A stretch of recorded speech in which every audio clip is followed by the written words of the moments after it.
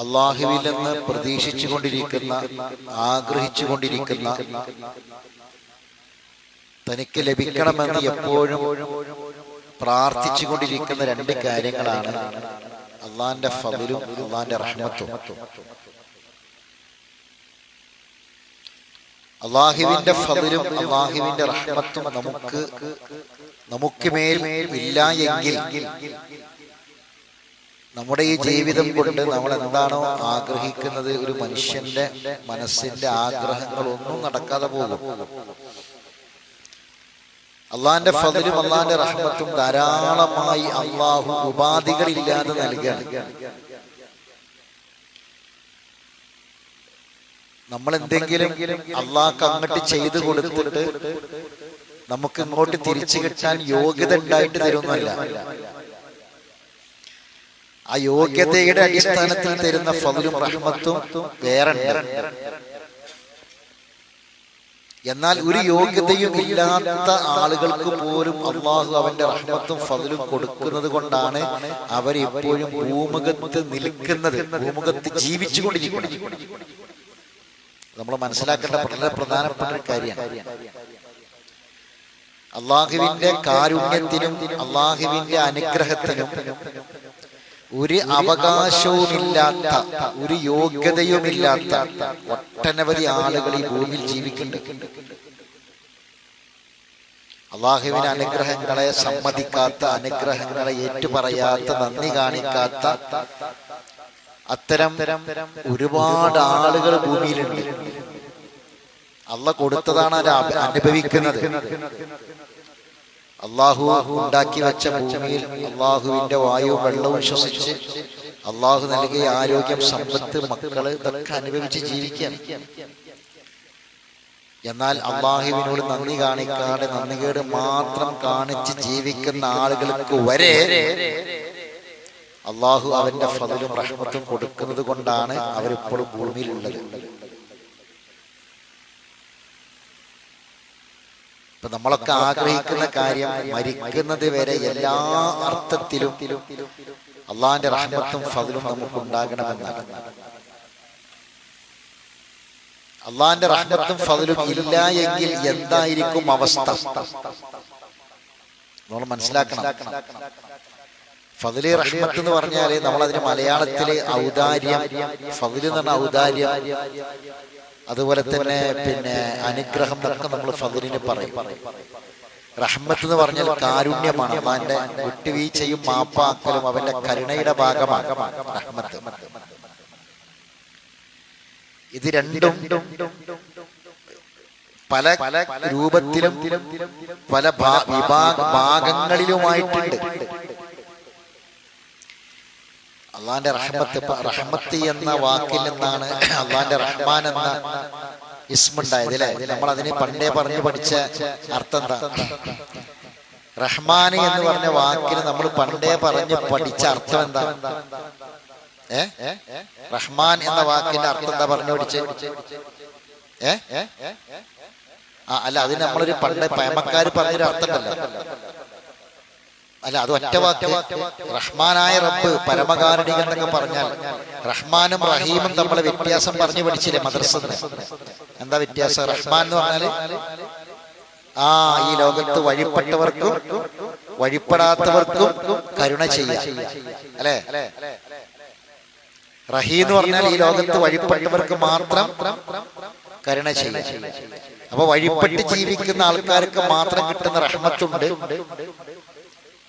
മനുഷ്യന്മാര് മൊത്തത്തിൽ ഒരു മനുഷ്യനായതിന്റെ പേരിൽ അവന് വഴിപ്പെടുന്ന ആളൊന്നുമല്ല, എന്നിട്ടും അള്ളാഹ് കൊടുക്കുന്നുണ്ട്, റഹ്മത്ത് കൊടുക്കുന്നുണ്ട്. അത് മനസ്സിലാക്കിയാൽ മതി. അപ്പൊ ഈ വിഷയം മനസ്സിലാവും. അപ്പൊ അള്ളാഹിന്റെ ഫദ്ലും അള്ളാഹിന്റെ റഹ്മത്തും ഇല്ല എങ്കിൽ എന്തായിരിക്കും അവസ്ഥ? ഇതാണ് ഇപ്പൊ നമ്മൾ കഴിഞ്ഞ ക്ലാസ്സിൽ പഠിച്ചു തുടങ്ങിയത് അല്ലെ. സൂറത്ത് നൂർ എത്രാമത്തെ ആയത്താ? 11 10 10ാമത്തെ ആയത്ത്. സൂറത്ത് നൂറിലെ 10ാമത്തെ ആയത്ത് അല്ലെ. എന്തായാലും നമ്മൾ കാണാതെ പഠിച്ചു. കാണാതെ നോക്കട്ടെ. വലൗലാ ഫദ്ലുല്ലാഹി അലൈക്കും വറഹ്മതുഹു വഅന്നല്ലാഹ തവ്വാബുൻ ഹകീം. വലൗലാ ഫദ്ലുല്ലാഹി, ഇതിന്റെ അർത്ഥം പറഞ്ഞേ. വലൗലാ ഫദ്ലുല്ലാഹി അലൈക്കും വറഹ്മത്തുഹു, എന്നർത്ഥം അള്ളാഹുവിന്റെ അനുഗ്രഹവും അവന്റെ കാരുണ്യവും നിങ്ങളുടെ മേൽ ഇല്ലായിരുന്നുവെങ്കിൽ വഅന്നല്ലാഹ തവ്വാബുൻ ഹകീം, അള്ളാഹു ഏറെ തൗബ സ്വീകരിക്കുന്നവനും യുക്തിമാനും ആയിരുന്നില്ല എങ്കിലും നിങ്ങളുടെ അവസ്ഥ എന്താകുമായിരുന്നു എന്നാണ് ചോദിച്ചത്. എന്താകും? അത് അള്ളന്നെ പറഞ്ഞുതരണം. അള്ളന്നെ പറഞ്ഞുതരണം. ഒരു ചോദ്യം ചോദിച്ചാൽ ആ ചോദ്യം അതിന്റെ ഉത്തരമല്ല അടുത്ത ആയത്ത്. അതിന്റെ ഉത്തരമല്ല അടുത്ത ആയത്ത് വേറൊരു സബ്ജക്റ്റാണ്, വിഷയമാണ്. മനസ്സിലാവുണ്ടോ? അള്ളാന്റെ ഫദ്ലും റഹ്മത്തും നിങ്ങൾക്കുമേൽ ഇല്ലായിരുന്നുവെങ്കിൽ എന്താകുമായിരുന്നു നിങ്ങളുടെ സ്ഥിതി? അള്ളാഹു തവ്വാബും ഹക്കീമും അല്ലാതിരുന്നുവെങ്കിൽ എന്താകുമായിരുന്നു നിങ്ങളുടെ സ്ഥിതി എന്നാണ്. അതിന്റെ ഉത്തരം ആര് തന്നെ പറഞ്ഞു തരണം? അള്ളാഹു തന്നെ പറഞ്ഞു തരണം. അതാണ് നമ്മൾ പരിശോധിക്കാൻ പോണത്. അതാണ് ഖുർആൻ പഠനം എന്ന് പറഞ്ഞാൽ. ശരിക്കും മനസ്സിലാക്കി വെക്കണം. നമ്മള് പരിഭാഷ എടുത്ത് വായിച്ചാല് ഖുർആൻ പഠനമാകുമെന്ന് വിചാരിക്കണ്ട. ഖുർആൻ പരിഭാഷ എടുത്ത് വായിച്ചാൽ എന്തേ ആവുള്ളൂ എന്നറിയാം. ഖുർആൻ പരിഭാഷ എടുത്ത് വായിച്ചാല് നമുക്ക് അതിന്റെ അർത്ഥം മനസ്സിലാവും, ആയത്തിന്റെ ആശയം മനസ്സിലാകും, അർത്ഥം മനസ്സിലാകും. പക്ഷേ ഖുർആനിൽ നിന്ന് പൂർണ്ണമായും കിട്ടേണ്ട ചില ഇൽമുകളുണ്ട്. ആ ഇൽമുകൾ പൂർണ്ണമായും കിട്ടൂല. മനസ്സിലായില്ലേ? അത് നമ്മൾ ഈ ഒരു പഠനത്തിനാണ് എന്ത് പറഞ്ഞത്? തദബ്ബുർ എന്ന് പറയുന്നത്. എന്താണ് തദബ്ബുർ എന്ന് പറയുന്നത്? ഖുർആനിന്റെ ഒരായത്തിനെ നന്നായി ചിന്തിക്കുന്നതിനാണ് തദബ്ബുർ എന്ന് പറയാം, ആലോചിക്കുന്നതിനാണ് തദബ്ബുർ എന്ന് പറയാം. അപ്പൊ അത് ഖുർആനിലെ മറ്റായത്തുകൾ വെച്ചും ഖുർആനിൽ അതൊരു ചോദ്യം ചോദിച്ചാൽ അതിന് ഉത്തരം വേറെ പല ഭാഗത്തുണ്ടാകുക. അത് എവിടൊക്കെയാണ് എന്ന് കണ്ടെത്തി ആലോചിച്ച് പഠിക്കണം. അപ്പോഴാണ് ഖുർആൻ പഠനം കൊണ്ടുള്ള പൂർണ്ണമായ ഫലം കിട്ടുള്ളൂ. ശരി.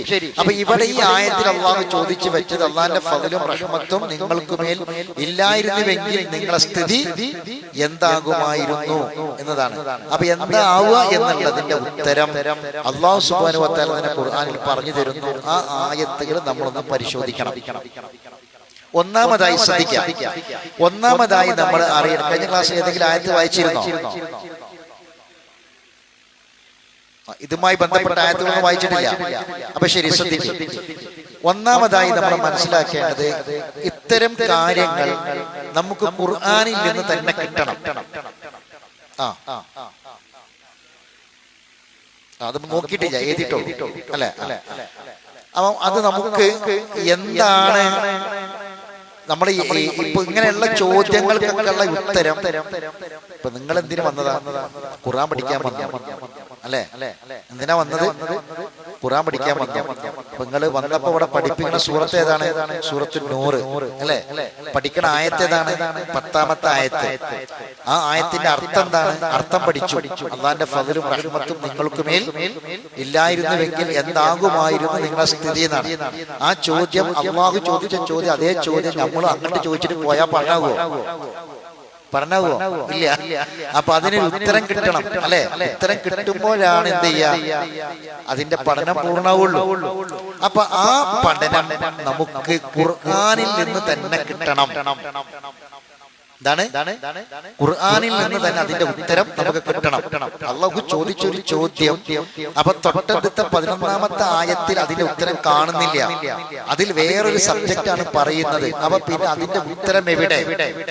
അതിന്റെ ഉത്തരം പരിശുദ്ധ ഖുർആനിൽ അല്ലാഹു മറ്റു പല ഭാഗത്തായി പറഞ്ഞു വെച്ചിട്ടുണ്ട്. അത് നമ്മൾ അറിയണം. അപ്പൊ ആ സന്ദേശമാണ് നമ്മൾ ആദ്യം നോക്കാൻ പോണത്. ഏത്? അള്ളാഹു ഖുർആനിൽ ഒരു കാര്യം പറഞ്ഞാൽ ആ കാര്യം എന്താണ് എന്ന് വ്യക്തമായി നമ്മൾ പഠിക്കേണ്ടത് എവിടെ നിന്ന് തന്നെയാണ്? അള്ളാന്റെ ഖുർആനിൽ നിന്ന് തന്നെയാണ്. ആ പഠനം വരെ വല്ലാത്തൊരു ഫദ്ലും റഹ്മത്തുമാണ് എന്ന് അള്ളാഹു പറഞ്ഞത്. എങ്ങനെ പറഞ്ഞ മനസ്സിലായ? ആ പഠനം വരെ എന്താണ്? അള്ളാഹുവിന്റെ ഏറ്റവും വലിയ ഫദ്ലും റഹ്മത്തുമാണ്. സൂറത്ത് പിന്നെ യൂനുസിൽ മറിക്കേണ്ടതല്ല, സൂറത്ത് യൂനുസിലെ ഒരു ആയത്ത് സ്ഥിരമായി നമ്മൾ കേൾക്കാറുണ്ട്. എവിടെ നിന്നറിയാം? ഈ നബിദിനം ആഘോഷിക്കുന്ന ആളുകളുടെ വേദികളിൽ നിന്ന് നബിദിനം ആഘോഷിക്കാൻ വേണ്ടി തെളിവായിട്ട് പറയുന്ന ഒരു ആയത്തിന്, ദുർവ്യാഖ്യാനം ചെയ്യുന്ന ഒരു ആയത്തിന്, ആ ആയത്ത് ഖുൽ ബിഫദ്ലില്ലാഹി വബിറഹ്മതിഹി വബിദാലിക ഫൽയഫ്റഹൂന. ഈ ആയത്തിനെ ചേർത്ത് മനസ്സിലാക്കണം. ഖുൽ നബിയേ പറയുക, ബിഫദ്ലില്ലാഹി അല്ലാഹുവിന്റെ ഫദ്ല് കൊണ്ട്, വബിറഹ്മതിഹി അല്ലാഹുവിന്റെ റഹ്മത്ത് കൊണ്ടും, ഫബിദാലിക അക്കാരണത്താൽ ഫൽയഫ്റഹൂ നിങ്ങൾ സന്തോഷിക്കുക, ആനന്ദിക്കുക. ആ ഫദ്ലും റഹ്മത്തും ഖുർആനാണ്. എന്താണ് ആ ഫദ്ലും റഹ്മത്തും ഖുർആനാണ് എവിടെ പറഞ്ഞത്? അതിന്റെ തൊട്ട് മേലുള്ള ആയത്തിൽ, സൂറത്ത് യൂനുസിൽ പറഞ്ഞ ആയത്തിന്റെ തൊട്ട് മേലുള്ള ആയത്തിൽ അല്ലാഹ് പറയുന്നുണ്ട്, പരിശുദ്ധ ഖുർആനെ കുറിച്ച് പറയുന്നു. ആ ഖുർആൻ ശിഫയാണ്, ആ ഖുർആൻ സത്യവിശ്വാസികൾക്കുള്ള ഉത്ബോധനമാണ്, മൗഇദത്താണ് എന്നൊക്കെ പറയുന്നുണ്ട്, സതുപദേശമാണ് എന്നൊക്കെ പറയുന്നുണ്ട്. അത് പറഞ്ഞതിന് ശേഷമാണ് അള്ളാന്റെ ഫദ്ല് കൊണ്ടും റഹ്മത്ത് കൊണ്ടും സന്തോഷിച്ചുള്ളൂ എന്ന് പറഞ്ഞത്. അപ്പൊ ആ ഫദ്ലും റഹ്മത്തും എന്താണ്? മേലെ പറഞ്ഞ ഖുർആനാണ്. അത് എവിടുന്ന് കിട്ടി? ഖുർആൻ തന്നെ കിട്ടി. ഖുർആനാണ് ഏറ്റവും വലിയ ഫദ്ലും റഹ്മത്തും. ഇനി ഈ ആശയം പറയുന്ന മറ്റൊരു സൂറത്താണ് സൂറത്ത് ഇസ്രാ. അതാണ് നിങ്ങൾ മറിക്കേണ്ടത്. സൂറത്ത് ഇസ്രാ മറിക്കുക. സൂറത്ത് ഇസ്രായിലെ, സൂറത്ത് ഇസ്രാ 17-ാമത്തെ അധ്യായം 17.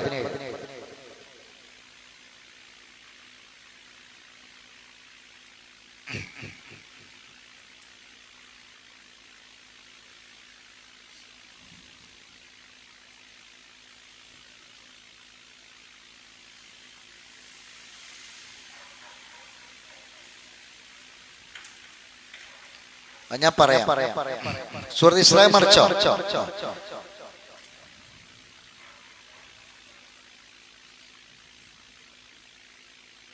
ഇതിലെ ഈ സൂറത്ത് ഇസ്രായില് ഇവിടെ ശ്രദ്ധിക്കല്ലേ, കുറേ സ്ഥലത്ത് ഖുർആനെ പറ്റി അള്ളാഹ് ഇങ്ങനെ പറയാം.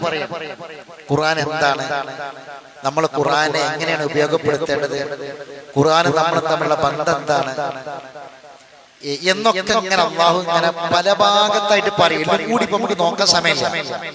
അപ്പൊ ഞാൻ ചില ആയത്തുകൾ മാത്രം ഒന്ന് പറയാം. ആയത്തുകൾ മാത്രം നോക്കിയാൽ മതി. നിങ്ങൾ ആദ്യം 78-ാമത്തെ ആയത്ത് നോക്കി. 78.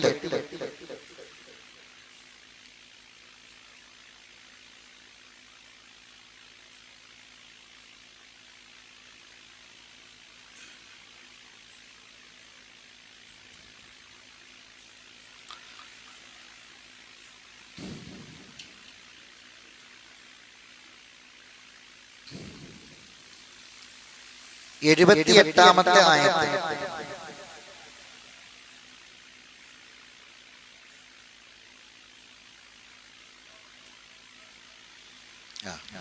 ആയത്ത് വായിച്ച 78 എന്താണ്? ഓതിക്കോളി. അഖിമിസ്സലാത ലിദുലൂകിശ്ശംസി ഇലാ ഗസഖിൽ ലൈൽ وقرآن الفجر إن قرآن الفجر كان مشهودا. ഈ ആയത്തിന് ഒരു പ്രത്യേകത എന്താ അറിയാം?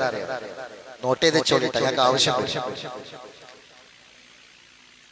ഈ 3 വക്ത് നിസ്കരിക്കുന്ന ആൾക്കാര്, ഇപ്പൊ ഈ ഖുർആൻ സുന്നത്ത് സൊസൈറ്റിന്റെ ആൾക്കാരിൽ ഓരോരുത്തരക്കാത്ത നിസ്കരിക്കുക ഒരു ദിവസം 3 വക്ത് അല്ലേ? അതിന് വലുതാ കാരണം പറഞ്ഞ ഒരു കാരണം പറഞ്ഞെന്താ? അല്ലേ? എന്നാൽ ഈ ആയത്ത് ഖുർആനിലെ 5 വക്ത് നിസ്കാരം പറയുന്ന ആയത്താണ്. ഒരൊറ്റ ആയത്തിൽ അള്ളാഹു 5 വക്ത് നിസ്കാരം പറയുന്നുണ്ട്. ഒറ്റ ആയത്താണ് 5 വക്ത് നിസ്കാരം ഒറ്റ ആയത്തിൽ. ഈ ആയത്തിൽ നിങ്ങൾക്ക് 5 വക്ത് നിസ്കാരം കിട്ടും.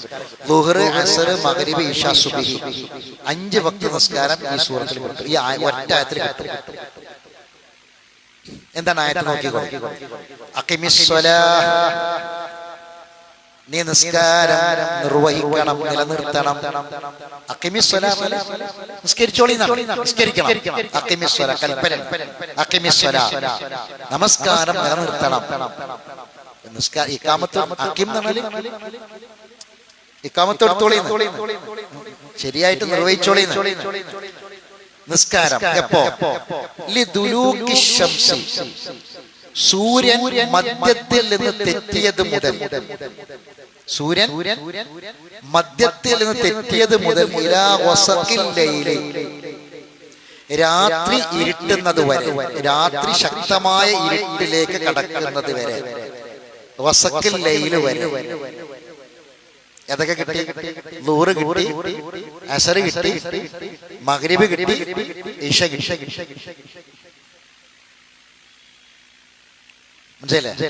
രാത്രി അങ്ങോട്ട് ശരിക്കും അസ്തമിച്ച ഉടനെ ഭയങ്കരമായ രാത്രിയായോ? നമ്മളെ മരുവിസ്കരിക്കപ്പെടാ രാത്രി അസ്തമിച്ചിട്ടേ ഉള്ളൂ അല്ലെ? രാത്രി ആകുന്നേ ഉള്ളൂ.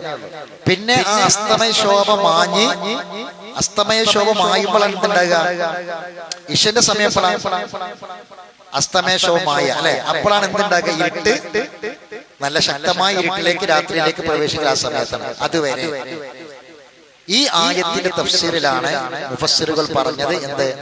ഈ പറഞ്ഞത് ഈ വസഖിൽ ലൈലി ഇശ വരെ, ഏത് മുതൽ? ദുലൂഖ് ശംസ് മുതൽ, അഥവാ സൂര്യൻ മധ്യത്തിൽ നിന്ന് തെറ്റിയത് മുതൽ. അപ്പൊ എത്ര വക്തപ്പതിൽ കിട്ടി? ഖുർആനിൽ അല്ലാഹു ഒരു ആയത്ത് ഇറക്കുന്നു, സൂര്യൻ മധ്യത്തിൽ തെറ്റിയത് മുതൽ നന്നായി ഇരുട്ടുന്നത് വരെ നിസ്കരിക്കാം. ഇത് പ്രാവർത്തികമാക്കേണ്ടത് ആരാ? ആദ്യം ഈ കൽപ്പന നിർവഹിച്ച് പ്രവർത്തിപഥത്തിൽ കൊണ്ടുവന്ന് കാണിക്കേണ്ടത് ആരാ? പറയൂ. അതാണ് റസൂൽ അല്ലെ? ആ റസൂല് അതാണ് കാണിച്ചു തന്നു. അതാണ് ളുഹ്ർ, അസർ, മഗ്രിബ്, ഇശ, ആ ടൈം. അപ്പൊ അതിന്റെ ഇടയിൽ ടൈം വെച്ചു. സൂര്യൻ മധ്യത്തിൽ തെറ്റിയത് മുതലാണ് നിസ്കരിച്ചിട്ട് പിന്നെ ഇശ വരെ തുടർച്ചയായി നിസ്കരിക്കാൻ നല്ല കൽപ്പന. മനസ്സിലായില്ലേ? തുടർച്ചയായി നിസ്കരിക്കാൻ നല്ല ആ സമയത്ത് അത് മുതൽ ഏതുവരെ നിസ്കരിക്കണം, ആ ടൈം, ഓരോന്നിന്റെ ടൈം, അതിനിടയിൽ എത്ര വക്ത് നിസ്കരിക്കണം, ഓരോന്നിന്റെ ടൈം എത്രയാണ്, അത് റസൂൽ കാണിച്ചു തന്നു. അതാണ് ളുഹ്ർ, അസ്ർ, മഗ്രിബ്, ഇശ. ഇനി എന്താ ബാക്കിയുള്ളത്? ബാക്കി അതിന്റെ അടുത്ത് വായിച്ചോളി. വഖുർആനൽ ഫജ്ർ, ഖുർആൻ ഓതിക്കൊണ്ടുള്ള ഫജ്ർ നമസ്കാരവും. ഖുർആനൽ ഫജ്ർ എന്ന് പറഞ്ഞാല് ഖുർആൻ ഓതിക്കൊണ്ടുള്ള ഫജ്ർ നമസ്കാരവും. അപ്പൊ ബാക്കിയത് ഖുർആൻ ഓതാതെ അല്ല. ഖുർആനൽ ഫജ്ർ എന്ന് പറയുന്നത് ഫജ്ർ നിസ്കാരത്തിൽ സാധാരണ നിസ്കാരത്തെക്കാൾ കുറച്ച് സുദീർഘമായി ഓതണം. വല്ലാതെ ഓതിയിട്ട് നീട്ടി ആൾക്കാരെ ഇടങ്ങേറുണ്ടാക്കുന്നല്ല. ളുഹ്ർ, അസ്റും, മഗ്രിബ്, ഇശയൊക്കെ എന്താണ്? ചെറിയ ചെറിയ മുഫസ്സലായ സൂറത്തുകൾ ഓതണ്ടേ? സബ്ബിസ്മന്റെ കീഴ്പ്പെട്ടുള്ള ചെറിയ ചെറിയ സൂറത്തുകൾ ഓതണം. മനസ്സിലെ? ഇനി വലിയ സൂറത്താണെങ്കിൽ ഫഖറഉ മാ തയസ്സറ മിനൽ ഖുർആൻ, ഖുർആനിന് കുറച്ച് ഓതണം. മനസ്സിലെ? എന്നാൽ സുബ്ഹി 2 റക്അത്തായി ചുരുക്കി. അപ്പൊ ആ സുബ്ഹി നിസ്കാരത്തിൽ എന്ത് ചെയ്യാ? സാധാരണ ഓതുന്നതിനേക്കാൾ കുറച്ച് കൂടുതൽ ഓതണം. ഖുർആനൽ ഫജ്ർ. ഖുർആനൽ ഫജ്ർ എന്ന് പറഞ്ഞാൽ ഖുർആൻ ഓതിക്കൊണ്ടുള്ള ഫജ്ർ നിസ്കാരം, സ്വലാത്തുൽ ഫജ്ർ. ഇന്ന ഖുർആനൽ ഫജ്രി കാന മശ്ഹൂദാ, ആ ഖുർആനൽ ഫജ്ർ സാക്ഷ്യപ്പെടുത്തപ്പെടുന്നതാണ്, മശ്ഹൂദാണ്. സാധാരണ നിസ്കാരത്തെ പോലല്ല. എന്ത്? സുബ്ഹി നിസ്കാരം. സുബ്ഹി നിസ്കാരം അത് ഒരു മശ്ഹൂദാണ്. മനസ്സിലായില്ലേ? നമ്മളെ ഈമാനിനും നമ്മുടെ തഖ്വക്കും ഖുശൂനും ഒക്കെ ഉള്ള ഒരു സാക്ഷിയാണ്. പരലോകത്ത് അത് സാക്ഷിയായിട്ട് വരും. ഇനി ഇതിനെ വ്യാഖ്യാനിച്ച പണ്ഡിതന്മാര് പറഞ്ഞു, ഈ ഫജ്ർ നിസ്കാരം മാത്രമല്ല, ഫജ്റിന് ശേഷം ഉദയം വരെയുള്ള സമയത്ത് ഖുർആൻ ഓതുക, ഖുർആൻ പാരായണം ചെയ്യുക. അതും ഭയങ്കരമായ പ്രതിഫലമുള്ള കാര്യമാണ്. നാളെ പരലോകത്ത് ആ ഖുർആൻ നമുക്ക് അനുകൂലമായി സാക്ഷി പറഞ്ഞു വരും. അപ്പൊ ഈ ആയത്തിൽ അല്ലാഹു ഖുർആനെ കുറിച്ച് പറയുന്നു, ഖുർആൻ ഓതി നിസ്കരിക്കാനെ കുറിച്ച് പറയുന്നു, ഖുർആൻ പാരായണത്തെ കുറിച്ച് പറയുന്നു. ശരി, ഇനി 79-ാമത്തെ ആയത്ത്. ഇപ്പൊ 78 വായിച്ച് ഇനി 79. നബിയോട് പറയാം. വായിച്ചോ, തൊട്ടടുത്ത ആയത്തന്നെ. ومن الليل فتهجد به نافلة لك عسى أن يبعثك ربك مقاما محمودا. ബാങ്ക് കേട്ടാല് എന്താ പറയണ്ടേ? ബാങ്ക് കേൾക്കുമ്പോ വർത്തമാനം പറയാൻ പാടുണ്ടോ? ഇല്ല. ബാങ്ക് കേൾക്കുമ്പോൾ ചില ആൾക്കാര് വയറിലൊക്കെ നിർത്തും, എന്നിട്ട് സദസ്സിലുള്ള ഭയങ്കര വർത്തമാനം. ആൾക്കാർ ചെയ്യാറുണ്ടല്ലോ, പ്രസംഗിക്കുന്നവന്റെ പ്രസംഗം മാത്രം നിർത്താനുള്ള പരിപാടിയാ ബാങ്ക്.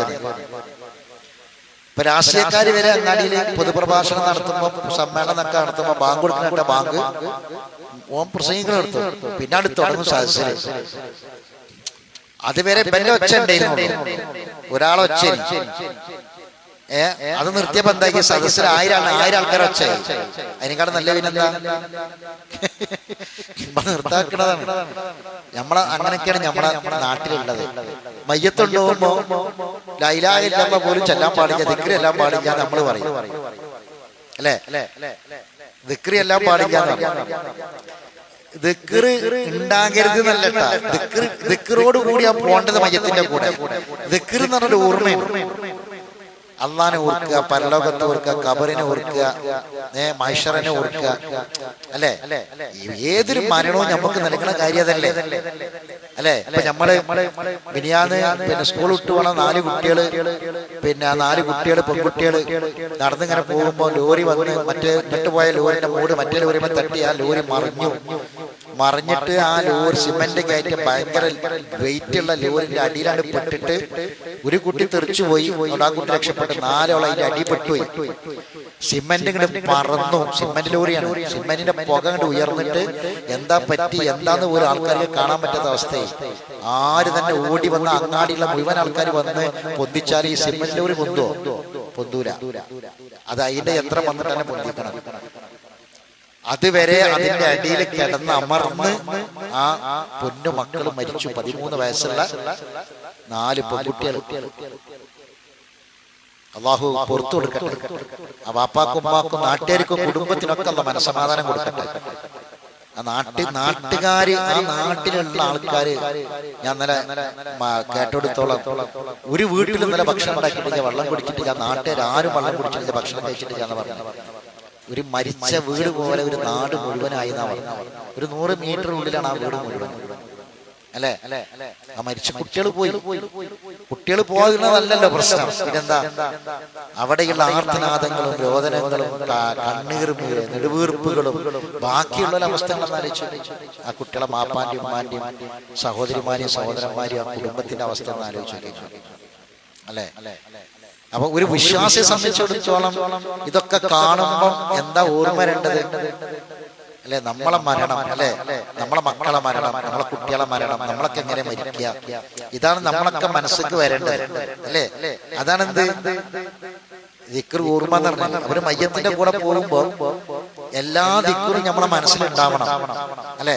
പക്ഷെ ഒച്ച ഉണ്ടാക്കാൻ പാടില്ല. അത് റസൂൽ പറഞ്ഞതാ. ശബ്ദം ഉയർത്താൻ പാടില്ല. നമ്മളെ നാട്ടിൽ മയ്യത്തുണ്ടല്ലോ എങ്ങനെ ഇല്ലെന്ന് ഒച്ച ഉണ്ടാക്കില്ല പോവാ, അല്ലെ? അങ്ങനെ ഒച്ച ഉണ്ടാക്കാൻ പാടില്ല എന്നുള്ളത് ആരുടെ നിർദ്ദേശം? അഫ്ദലു ദിക്ർ നമുക്ക് പഠിപ്പിച്ചത് ആരാ? അള്ളാന്റെ റസൂൽ, അല്ലെ? അഫ്ദലു ദിക്ർ പഠിപ്പിച്ചത് അള്ളാന്റെ റസൂൽ. അത് ചൊല്ലേണ്ട സമയങ്ങളും ലാ ഇലാഹ ഇല്ലല്ലാഹ് വ്യത്യസ്ത വെറൈറ്റി രൂപങ്ങൾ, അല്ലെ? ലാ ഇലാഹ ഇല്ലല്ലാഹു വഹ്ദഹു ലാ ശരീക ലഹു ലഹുൽ മുൽക്കു വലഹുൽ ഹംദു, അല്ലെ? യുഹീ വയുമീതു ബിയദിക്കൽ ഖൈർ. ഇതൊന്നും ഇല്ലാത്തതും ഉള്ളതൊക്കെ കൂട്ടി, അല്ലെ? ലാ ഇലാഹ ഇല്ലല്ലാഹു ലാ ശരീക ലഹു വഹുവ അലാ കുല്ലി ഷൈഇൻ ഖദീർ. ലാ ഇലാഹ ഇല്ലല്ലാഹു ലാ ശരീക ലഹു ലഹുൽ മുൽക്കു വലഹുൽ ഹംദു വഹുവ അലാ കുല്ലി ഷൈഇൻ ഖദീർ. ലാ ഇലാഹ ഇല്ലല്ലാഹു ലാ ശരീക ലഹു ലഹുൽ മുൽക്കു വലഹുൽ ഹംദു യുഹീ വയുമീതു വഹുവ അലാ കുല്ലി ഷൈഇൻ ഖദീർ. ലാ ഇലാഹ ഇല്ലല്ലാഹു ലാ ശരീക ലഹു ലഹുൽ മുൽക്കു വലഹുൽ ഹംദു യുഹീ വയുമീതു ബിയദിക്കൽ ഖൈർ. ഇങ്ങനെ എത്ര വെറൈറ്റി ലാ ഇലാഹ ഇല്ലല്ലാഹുവിന്റെ പ്രാർത്ഥനയാണ്. ഇതൊക്കെ ആര് പഠിപ്പിച്ച? ഇതൊക്കെ ആരാ പഠിപ്പിച്ചത്? റസൂൽ, അല്ലെ? സ്വല്ലല്ലാഹു അലൈഹി വസല്ലം. ഇത് ചൊല്ലേണ്ട സമയവും ചൊല്ലേണ്ട എണ്ണവും ഒക്കെ റസൂൽ പഠിപ്പിച്ചു, അല്ലെ? ഈ ചൊല്ലേണ്ട സമയ സന്ദർഭം ഏതാന്നൊക്കെ പഠിപ്പിച്ചു. ഇതിൽ ഏതൊക്കെ സമയത്ത് ചൊല്ലണം വരെ പഠിപ്പിച്ചു, അല്ലെ? ആ റസൂലാണ് പറഞ്ഞത് മയ്യത്ത് ഉള്ളോമങ്ങള് മൗനമായി കൊണ്ടുപോകണം, ശബ്ദം ഉണ്ടാക്കാൻ പാടില്ല. മദ്ഹബിന്റെ ഇമാമികളൊക്കെ ഇഷ്ടപ്പെട്ട കാര്യം അതാണ്.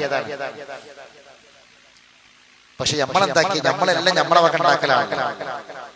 നമ്മൾ മനുഷ്യന്മാരുണ്ടാക്കി അള്ളാന്റെ ദീന് പോരാന്ന് തോന്നുന്നവരാണ് എന്ത് ചെയ്യുക, ഉണ്ടാക്കുക. ഓനെ പടച്ചം വിടൂല. അത് നമുക്ക് നമ്മളെ പുതിയത് ഉണ്ടാക്കിയതായിട്ട് ചെയ്യുമ്പോഴാണ് റാഹത്താകുക, അല്ലെ? ആ റാഹത്തിന്റെ അവസ്ഥ എന്താണ്? അള്ളാന്റെ ദീന് പോരാന്നുള്ളതാണ്. ഞാനിത് എന്തിനാ മുജാഹിദീങ്ങളെ ഞാൻ പറഞ്ഞേട്ടെ. നമ്മളെന്ത് പറയും? ലാ ഇലാഹ ഇല്ലല്ലാഹ്. ഒരു മുജാഹിദിന്റെ മയ്യത്ത്, ഒരു മുജാഹിദ് മരിച്ച് മുജാഹിദിന്റെ മയ്യത്ത് കണ്ട ആട്ടിനെന്താ പറയാ?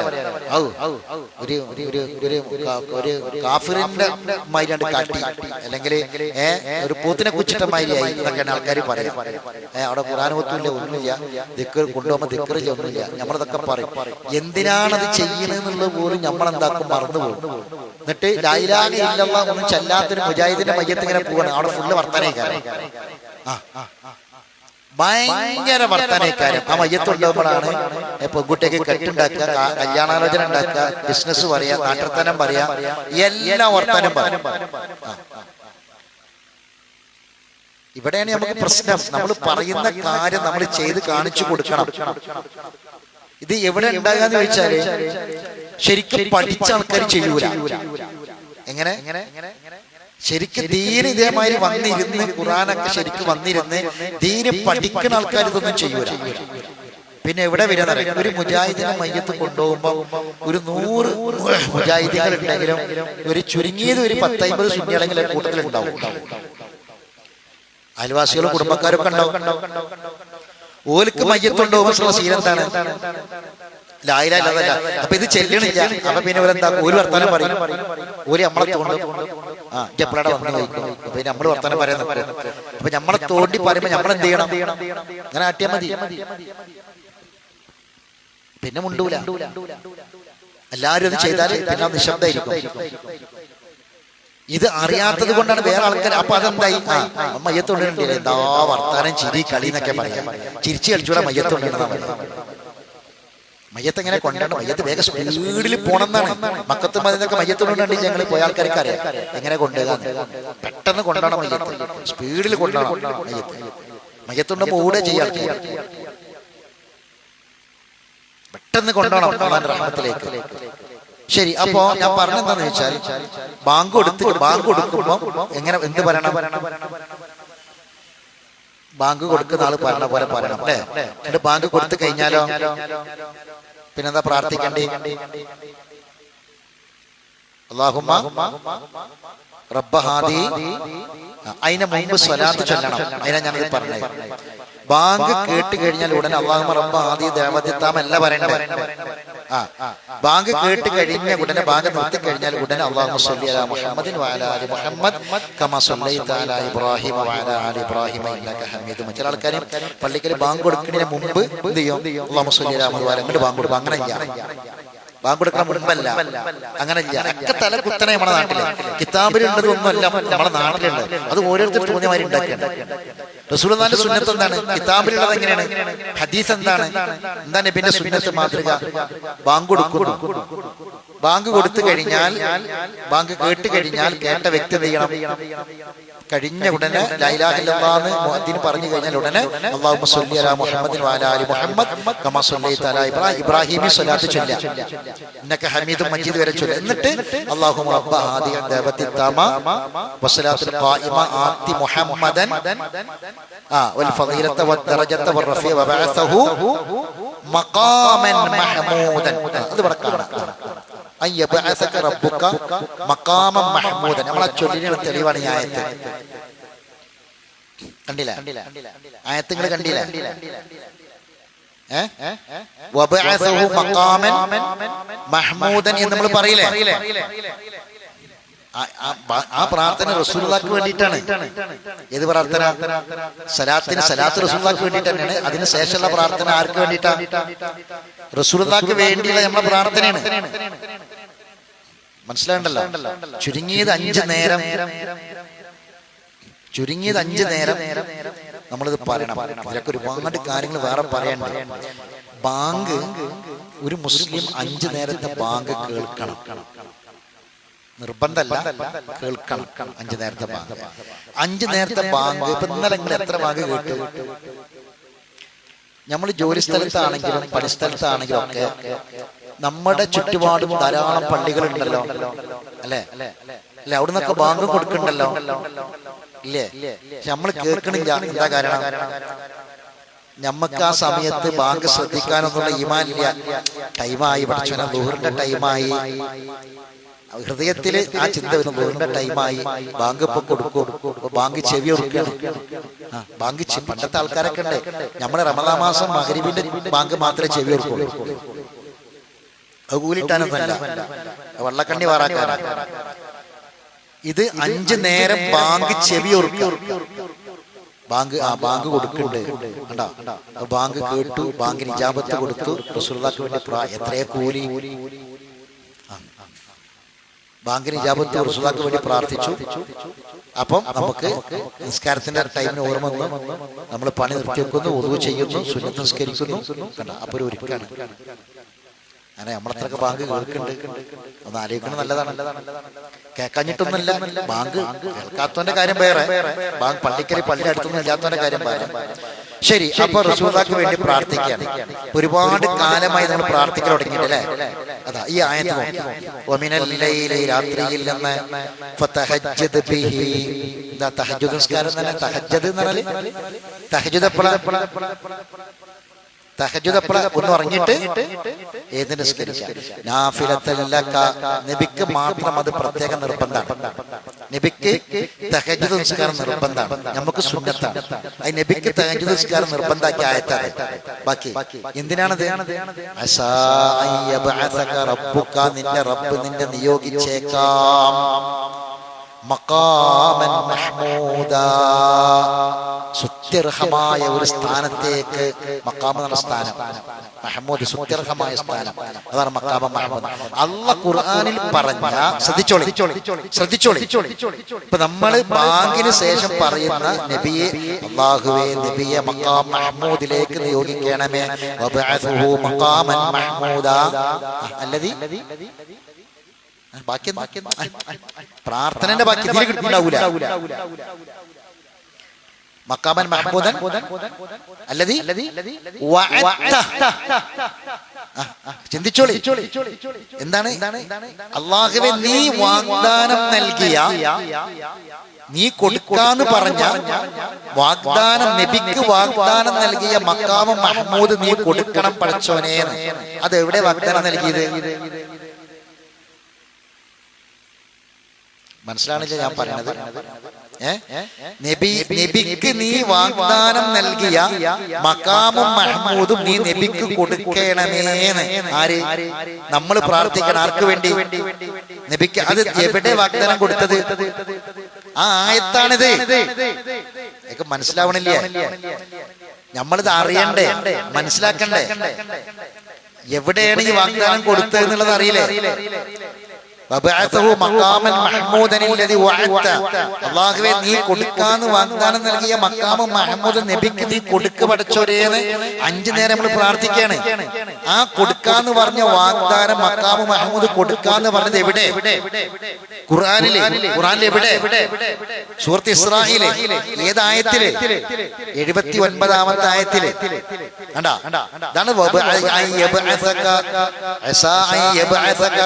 നിന്റെ റബ്ബ് നിന്നെ നിയോഗിച്ചേക്കാം, താങ്കൾക്ക് നൽകും മഖാമൻ മഹ്മൂദാ, മഖാമ് മഹ്മൂദ് നിനക്ക് നൽകും. കണ്ടാ? അത് നൽകും എന്ന് അല്ലാഹു വാഗ്ദാനം കൊടുത്ത അത് പടച്ചോനെ നബിക്ക് കൊടുക്കണമേ എന്നാണ് നമ്മൾ 5 നേരം പറയുന്നത്. അപ്പൊ ആ വാഗ്ദാനം എവിടെ ഉണ്ട്? സൂറത്ത് ഇസ്രാഈല് 79ാമത്തെ ആയത്തിൽ. ഇത് ഇൽമാണ്, പഠിച്ചു വെക്കണം, മനസ്സിലാക്കി വെക്കണം, മറക്കരുത്. ഇങ്ങനെയാണ് നമ്മൾ ചെയ്യുന്ന ഓരോ കാര്യങ്ങൾക്കും ബേസിക് ഉണ്ടാക്കണം, അടിസ്ഥാനം ഉണ്ടാക്കണം. നമ്മളിങ്ങനെ ഒരേ കാര്യം ചെയ്യേണ്ട, എന്തൊക്കെ ചെയ്യാം നമുക്കാർക്കും അറിയില്ല. അതൊക്കെ ഖുർആനിലുണ്ട്, അല്ലാഹു പറഞ്ഞത്. അതൊക്കെ ഒന്ന് കാണണം, അത് അറിയണം. അപ്പോഴേ ആത്മാർത്ഥമായി മനസ്സിൽ തെറ്റാ കർമ്മങ്ങളൊക്കെ നമുക്ക് ചെയ്യാൻ പറ്റും. അപ്പൊ എന്തിനാണ് നമ്മൾ ഈ ആയത്ത് തുടങ്ങിയത്? തുടങ്ങിയത് എന്തിനാ? ഫദ്ലും റഹ്മത്തും അവിടേക്ക് എത്താനാണ്. അള്ളാന്റെ ഫദ്ലും റഹ്മത്തും കിട്ടണമെങ്കിൽ ഒരു ഒരു ഇബാദത്തും ചെയ്യാത്തവൻ അള്ളാഹ് ഫദ്ലും റഹ്മത്തും കൊടുക്കേണ്ടത് ഞാൻ നേരത്തെ പറഞ്ഞില്ലേ അല്ലേ?